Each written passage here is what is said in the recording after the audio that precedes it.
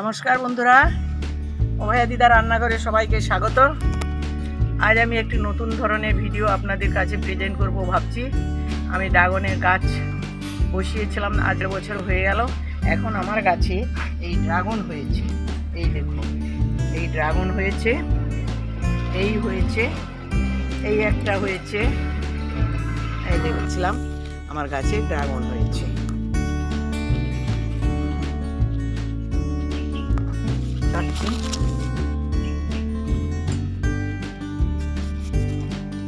আবার একটু কাটছি।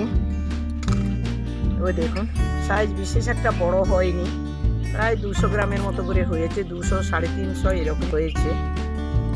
আপাতত আমি দুটো কেটে আপনাদের দেখাচ্ছি। এরপরে আর বাকিগুলো আছে, পাকলে আবার আমি একদিন ভিডিও করে আপনাদের কাছে পাঠাবো। ওরাও খেতে পারবে, ভীষণ ভিটামিনযুক্ত ফল। যে ড্রাগন ফলগুলো তুলে এনেছি বাগান থেকে, এই ড্রাগন ফলগুলো চাটনি করব, চাটনি করে দুপুরের ভাতটা খাবো। এর জন্য আমি ড্রাগন ফল নিয়েছি আমি 4টে। এই 4টে ড্রাগন ফলের সাথে আমি 2টো আপেল নিয়েছি, 8-10 পিস খেজুর নিয়েছি, আর 16 পিস হবে কিশমিশ নিয়েছি। এছাড়া মশলার মধ্যে নিয়েছি নুন, হলুদ, ফোড়নের জন্য তেজপাতা, শুকনো লঙ্কা, সর্ষে আর চিনি কিছুটা নিয়েছি, তেল নিয়েছি। এবার কাটবো। আমি চাকুতে কাটতে পারবো না, বটিতেই কাটছি।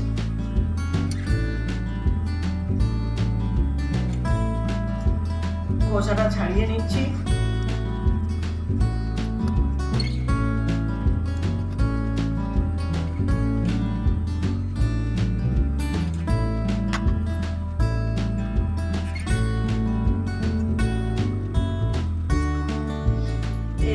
ড্রাগন ফলগুলো কেটে নিচ্ছি।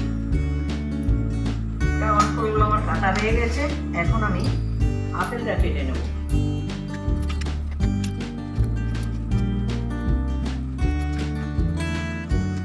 আপেলটা আমি কেটে নিয়েছি, ড্রাগন আর আপেল আমার কাটা হয়ে গেছে। এখন আমি রান্নাটা শুরু করব।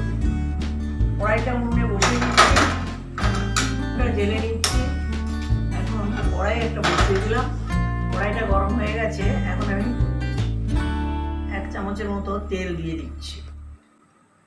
তেজপাতা দিয়ে দিলাম। লঙ্কাটা যাতে ফেটে না যায় তাই আমি লঙ্কা ডোবাগুলো কেটে দিলাম।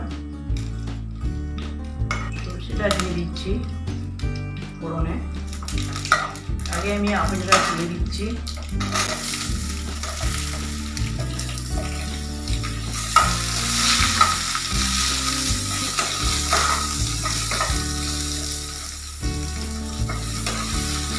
ড্রাগনটা পরে দেবো, খেজুরটা কিশমিশটা আমি আগে দিয়ে দিচ্ছি।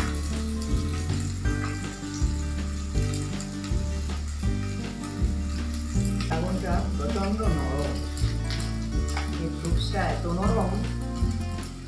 খেজুরগুলো ধুয়ে, বীজগুলো, কিশমিশটাও ধুয়ে নিয়েছি, ধুয়ে দিচ্ছি। এখন আমি ড্রাগনগুলো তুলে দিচ্ছি।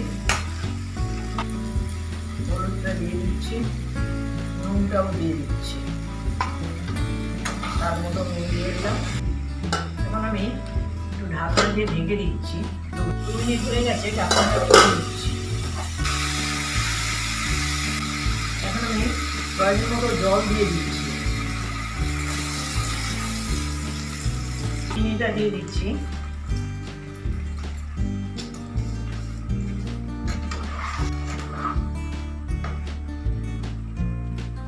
ঢাকনা দিয়ে দিচ্ছি, ঢাকনা দিয়ে ঢেকে দিচ্ছি। ঢাকনা দিয়ে ঢেকে দিচ্ছি 5 মিনিটের জন্য। 5 মিনিট পরে আমি ঢাকনা খুলে দেখবো কতটা সেদ্ধ হয়েছে। কিছুটা সেদ্ধ হয়ে যাবে। 5 মিনিট হয়ে গেছে। এখন আমি ঢাকনাটা খুলে নিচ্ছি। আমার রেডি হয়ে গেছে। উনুনটা বন্ধ করে দিচ্ছি। এখন আমি একটা বাটিতে চাটনিটা ঢেলে নিচ্ছি।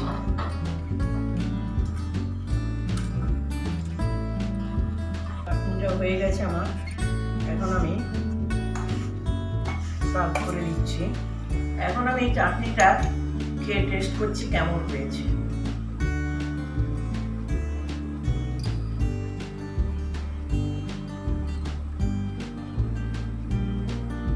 দারুণ হয়েছে, ভাতের সঙ্গে খুবই জমে যাবে। রেসিপিটা যদি ভালো লাগে সবার সঙ্গে শেয়ার করবেন, নিজেরাও একটু চেষ্টা করবেন তৈরি করে খেতে। আমার ভিডিওটি যদি